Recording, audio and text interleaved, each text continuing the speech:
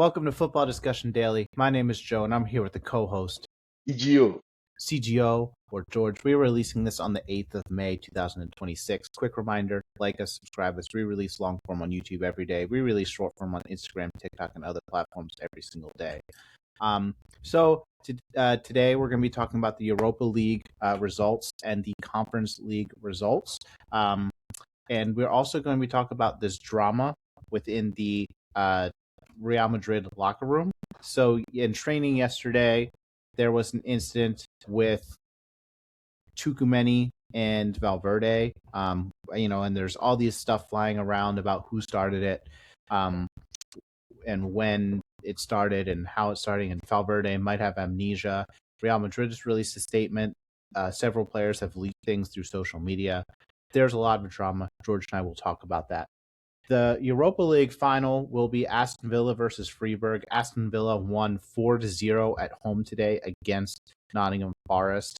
King William was in attendance watching the game. He was very thrilled to watch all the Aston Villa goals. I did not know he was an Aston Villa fan before today. And of course, Crystal Palace advanced to the Europa League final or Conference League final in their first attempt. There was a red card in the other game in the Conference League.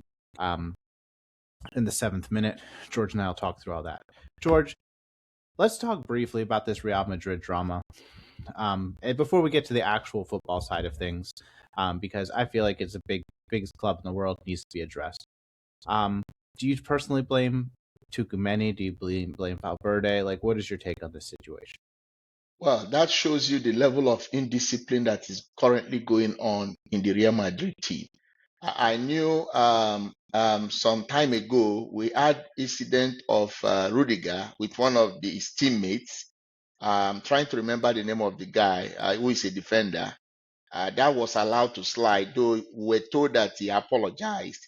And then now we're having this incident of Valverde and also Tchouameni.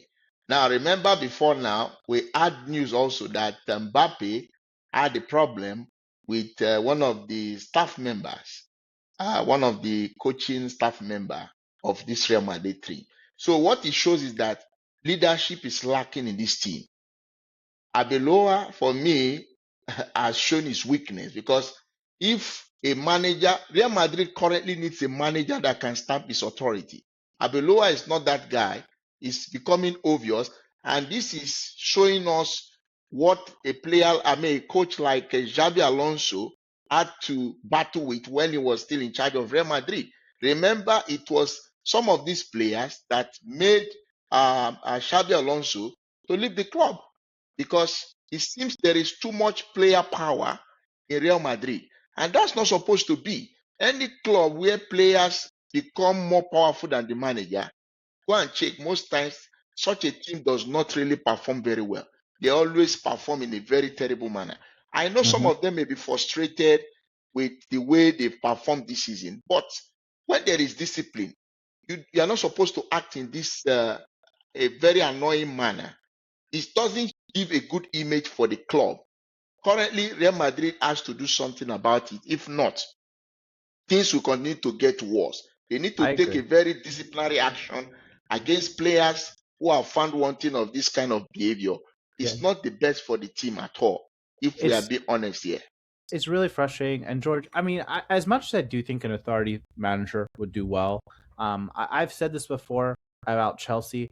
I feel like players respond much better to peer pressure on situations like this, having player leadership rather than manager leadership. Yes, I do think Alonso would be better in this situation than Arbeloa. I do think that Xabi Alonso trying to implement discipline is one of the reasons he got kicked out by the players, because Florentino Perez took over the players. I also think that, again, at a club like Liverpool, Van Dijk stomps this out behind the scenes. It doesn't even get to the press. At a club like Arsenal, they have multiple veterans in that locker room doing that. At a club like, Barcelona has several veterans. Lewandowski would not let this happen if Yamal was doing this stuff, was punching somebody else in training. That would not happen. There's too many good leaders in that locker room for that to happen. And unfortunately, Madrid does not have that right now. And I could see a couple of these guys going into that, but they are not right now. it's a shame. I'm not familiar with the specifics of the Mbappe situation. I think that he's uh, work rate defensively aside. I think that he's publicly been quite a, a boy scout in terms of his public comments about literally everything and everybody. But I'd be curious to see that situation further. So, George, that's enough about the Real Madrid drama. We might come back to that and talk more as more developments come out. I think we're largely in agreement that it's child drama, and it's unfortunate for Real Madrid fans. Let's move on to the Europa League. 4-0. So last week, Nottingham Forest won 1-0 at home. Yes. Both teams more or less rested their players this weekend. Nottingham Forest ended up winning anyway against Chelsea with their B team. Aston Villa did not. But both teams, again, came into this fresh. Were prioritizing this competition. Aston Villa just destroyed. I watched a lot of this game.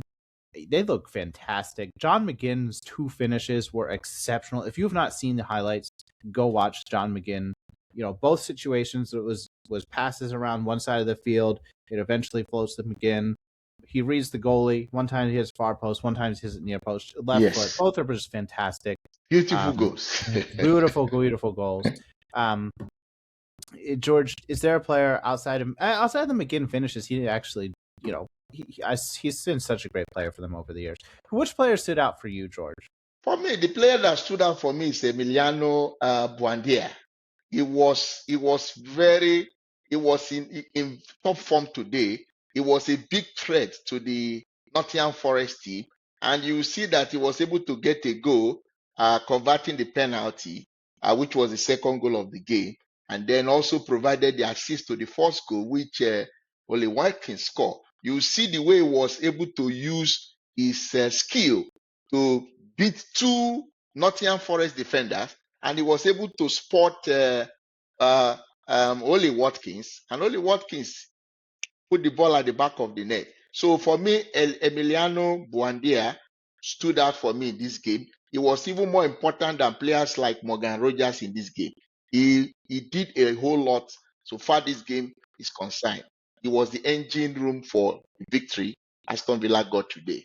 And then we must also give credit to John McGinn for those well taken shots that went straight into the net. The one was he positioned it on the left side, the other one was on the right side. So well taken goals. The way he played those ball, the goalkeeper could not even make proper. He couldn't even make proper driving. Both times he waited for the keeper. I think he waited for the keeper, said, "Oh, the keeper's going here. I'm going to go here." It looks like it to me. I'll have to go watch the replay. At a minimum, he says, "All right, if you're not going to move, this space is the more open space." He's waiting. He has plenty of time because Aston Villa's movement is so good. Their passing is so good. It's fantastic. George, I agree that Buendia too. I personally have thought that both Buendia and McGinn in the past, both of them work hard, are clearly talented Premier League players, but I feel like there's other players on this team who are more capable of being creative and scoring. So I'm really happy to see these guys. I remember Buendia being on some pretty bad Norwich teams back in the day and feeling bad for him. But so good for him. He's going to be in a European final. John McGinn has been the engine of this Aston Villa team. When I was talking about leaders in the locker room, I don't know, but I imagine John McGinn is that guy instilling discipline. And the reason that this drama doesn't come out of Aston Villa and that Unai Emery can focus on tactics, because John McGinn strikes me as a leader in terms of how he handled himself and his work rate. I don't think he's the most talented player by any means on this Aston Villa team, but I believe he's been on this team since the championship days, if I remember right. I think he went down with the club, if I remember right, and he's been with them a while, and he's just, every time I watch him, he just does so much work and is always sprinting his butt off. So I've always been really impressed with him, just the energy and work rate, and well-deserved European final. The good thing is that they were able to put smile on the face of Prince William today, because you need to see the way he was celebrating the goals. He was so happy. And the good thing is that Aston Villa now, this is their second European final. The last time and the first time they got there was in 1982 when they got to the Champions League final. Then they call it, European, they call it the European Cup. So they won 1-0 against Bayern Munich. So this time is their second time after 44 years. They are into another European final, which is the Europa League. And one interesting thing is this is the sixth Europa League final that the man called Honor Emery will be tutoring a team. I think out of the the 5 times he has been to the final of the Europa League, he has won 4. He won 3 with Sevilla, won 1 with Villarreal. The one he lost was when he was the coach of Arsenal, the final between Arsenal and Chelsea, which ended 4-1. Hopefully, this time around, he will win this, and this will be his 5th Europa League trophy. That would be very amazing. I think he He has the he record for the also highest number of Europa League trophies as a he coach. also got to the semifinals of the Champions League with Villarreal. They lost to Liverpool in 2022. Yes. He's always been an exceptional coach. I think that I do also believe he has the highest number of Europa Leagues and has a chance to add to that. It's fantastic. George, quick question. Do you feel like he's negatively viewed by Arsenal fans unfairly? Because I do. Whenever I talk to Arsenal fans about him, he's like, "Oh, he totally deserved to get sacked." From like Arteta, I don't know. I see no reason why Arteta, if they had stuck with him, that Arsenal could not be the same thing today if they had stuck with Emery 5 or 7 years ago, whatever, 6.5 years ago. So it's my personal thought. You go. The issue is that if Honor Emery has got the kind of time Arteta got now, I'm telling you, he would have won even the Premier League by now. That guy is very good. You just need to be patient. I don't know about Premier League, George, because he came when Arteta came in with a City and a Liverpool who are both hitting 95 plus points that season. So I don't know about Premier League, but certainly I think just as much as Arteta is my personal thought. Do you know the reason why I'm telling you this guy would have won the Premier League? Now, if you look at where Aston Villa, where they were when Honor Emery came, they were almost battling with relegation. He came that season, he took them up, and the season that came after, since then, Aston Villa has been very, very competitive. They've been that team that is difficult to play against. So imagine Aston Villa with the budget they have compared to an Arsenal team, that Arsenal as a club that has a higher budget. It would have done something much better. Aston Villa doesn't spend crazy amount on transfers, but their wages are very, very high. Like they've actually, Aston Villa has a really interesting transfer strategy, George, where they sign much older players. A lot of teams will sign, like Liverpool won't sign a guy over 25 unless it's like a very specific exception, like Endo, who was brought in as a backup.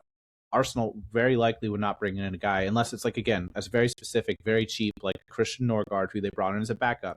Aston Villa brings in older players because a 29-year-old is better than a 24-year-old if all other things considered. There's just no resale value, so they tend to be cheaper, tend to be on higher wages. Aston Villa has built a very good team over the years based on that. Guys who are older, guys who are more consistent. And if you don't have injuries, if you're not concerned about resale value, like again, typically 29, 30, 31, 32-year-olds are better players than guys who are 25, 26, 27, 28. They do get injured a little bit more often. And if you have a big enough squad, it'll all work out where you can balance all that. So it's really interesting, their transfer strategy. It's all been intentional. Again, the wages are, I don't have the numbers in front of me, but are much closer to Arsenal than you think. The transfer budget is probably not just because of that reason. They're signing, again, older players on cheaper fees because there's no resale value. So it's a really interesting transfer. I'm not sure every club could pull this off. And it's just very different than what we're seeing from other top clubs right now. So what I feel is if this guy has been given enough time at Arsenal, I'm sure he would have won the Premier League for Arsenal. That's one thing I know, because this guy is a very good tactician. He's a man that understands the game, who knows his onion. When you see the way he manages his team, you know that this guy is tactically very sound. It was just unfortunate that the Arsenal board then didn't have the patience with this guy. If they have gotten that patience, because imagine he came to Arsenal, at least he took them to the final of the Europa League, even though they lost. So I feel they would have given him more time. But unfortunately, they weren't patient with him And like they are with Arteta. At Arsenal, I remember two specific players who were big problems: Ozil and Aubameyang. And Aubameyang, when he showed up, he tried. There was not an attitude issue when he showed up, but he was partying a lot and showing up 2 hours late. He would miss practice. Ozil is the exact opposite. He signed this contract extension, and then he was basically like, "All right, I got my money. I'm gonna, do what I want." So very difficult situations. For the manager, and it took Arteta a year, I think over a year, to get both of those guys out of the club and restart. So I think that timeline had to have happened under whoever, and Arteta just got the benefit of the doubt because he was a newer manager. So really interesting. But I think Emery is probably pretty happy with how he worked out, and so is Arteta. And so is Arsenal fans. So yeah, let's move on, George. I actually misspoke earlier. There's a red card in the Braga Frieberg game early. Yes, and this is a situation, and we'll talk about this, but there was 2 Frieberg players clean through on net. This is the 7th minute. It was really early. This is objective. The Braga player just took him down to outside the box to prevent the goal. It did prevent the goal. It worked on preventing the goal, but the guy got sent off, and of course, the team did not go through.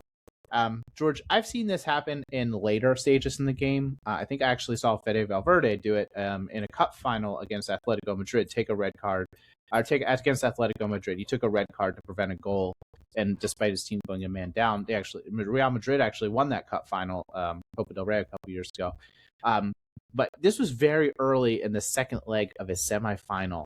A very different situation. I think situationally, there's occasions where it's okay to take the red card. It's the best move. We saw Luis Suarez do it in a World Cup semifinal as well in the last minutes of a game. I don't think in the 7th minute of a European semifinal this is the right move. Do you agree, George? The reality is that Mario Dogeles, the guy, made a very big mistake by bringing the Freiburg attacker down, because it was too early in the game, 7th minute, and that really affected the way they played.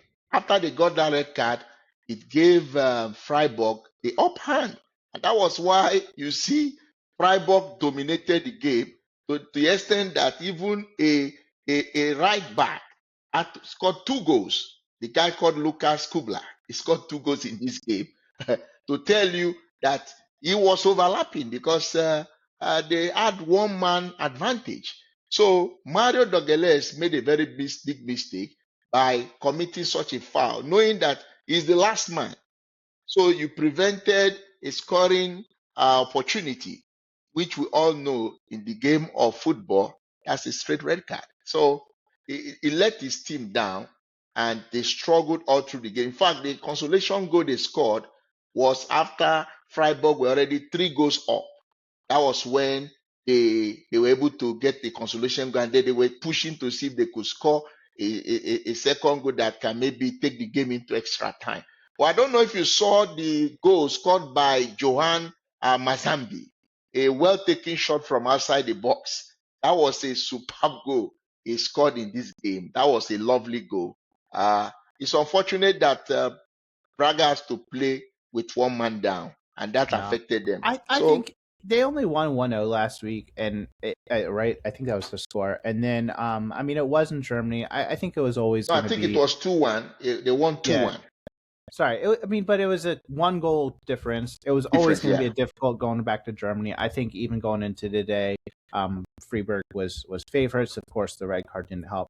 But I don't think the end result might have been a lot closer. But yeah, George, that Manzami goal was fantastic. George, really quickly, Conference League, Crystal Palace is going to play Rayo Vallecano. This is exciting. I think it'll be great for Oliver Glasner's legacy if he wins that. Do you think that there's a chance we'll see an English sweep of the lower competitions once again? We saw that last year or we saw that a couple of years ago. Do you think that's possible again? Now, the interesting thing is that we have English clubs in all levels of the European club competition. Champions League, we have Arsenal playing the final. The Europa League, we have Aston Villa playing the final.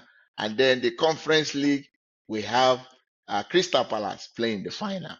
Well, when you look at the Crystal Palace team, I'm very happy what Oliver Gardner has really achieved with this team. Remember, I think last season he was able to win the FA Cup for the team for the first time, and then he also won the Community Shield when they defeated Liverpool to win the Community. So if he wins this will be his third trophy for the club. We all know he's leaving at the end of the season. That's very, very clear. And Do I'm you think sure do you think he could be a target for a top club? Do you think United, Chelsea, places like that would take a look at him? I believe for Oliver Glasner to tell Crystal Palace that he's leaving at the end of the season, I'm sure there are top clubs that have been having discussions with Yeah, him yeah.